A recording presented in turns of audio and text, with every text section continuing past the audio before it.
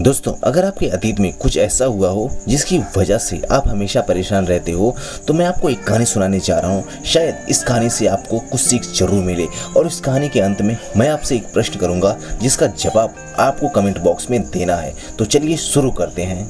एक बार एक professor class ले रहे थे। क्लास के सभी छात्र बड़ी ही रुचि से उनके लेक्चर को सुन रहे थे, उनके पूछे गए सवालों के जवाब दे रहे थे। लेकिन उन छात्रों के बीच कक्षा में एक ऐसा छात्र भी था जो चुपचाप और गुमसुम बैठा हुआ था।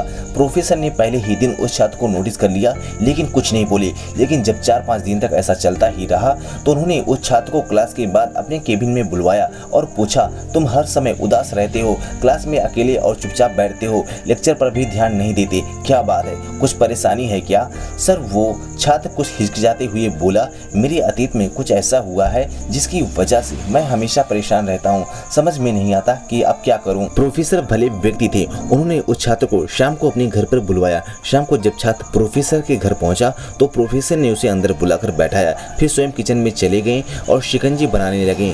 उन्होंने जानबूझकर शिकंजी में नमक ज्यादा डाल दिया। फिर किचन से बाहर आकर शिकंजी का गिलास छात्र को देकर कहा, ये लो शिकंजी पियो। छात्र ने गिलास हाथ में लेकर जैसे ही एक घूंट लिया, अधिक नमक के स्वाद के कारण उसका मुंह अजीब सा बन गया। यह देख प्रोफेसर ने पूछा, क्या हुआ, शिकंजी पसंद नहीं आई? नहीं सर, ऐसी बात नहीं है, बस शिकंजी में नमक थोड़ा ज्यादा है। छात्र बोला, अरे अब तो यह बेकार हो गया, लाओ गिलास मुझे दे दो, मैं इसे फेंक देता हूँ।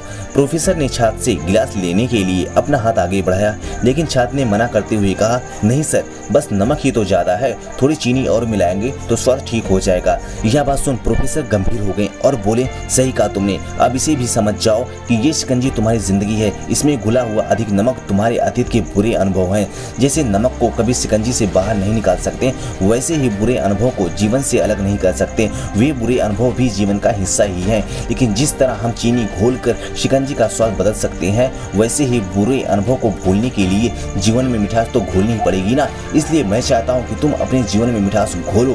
प्रोफेसर की बात छात्र समझ गया और उसने निश्चय किया कि वह बीती बातों से परेशान नहीं होगा। इस कहानी से हमें यह सीख मिलती है, जीवन में अक्सर अतीत की बुरी यादों और अनुभवों को याद कर हम दुखी होते रहते हैं। इस तरह हम अपने वर्तमान पर ध्यान नहीं दे पाते और कहीं ना कहीं अपना भविष्य बिगाड़ लेते हैं। जो हो चुका है उसे सुधारा नहीं जा सकता, लेकिन कम से कम उसे भुलाया तो जा सकता है, और उसे भुलाने के लिए नई मीठी यादें हमें आज बनानी होगी। जीवन में मीठे और खुशनुमा लम्हों को लाइए, तभी तो आपके जीवन में मिठास आएगी। दोस्तों, कहानी तो खत्म हो गई, लेकिन अब बारी है प्रश्न की। तो आज का प्रश्न यह है, एक जलते हुए घर के पास 3 लोग खड़े थे। एक आदमी ने उन तीनों को जबरदस्ती घर से दूर खदेड़ दिया, फिर भी उस आदमी को जेल हो गई। बताओ क्यों?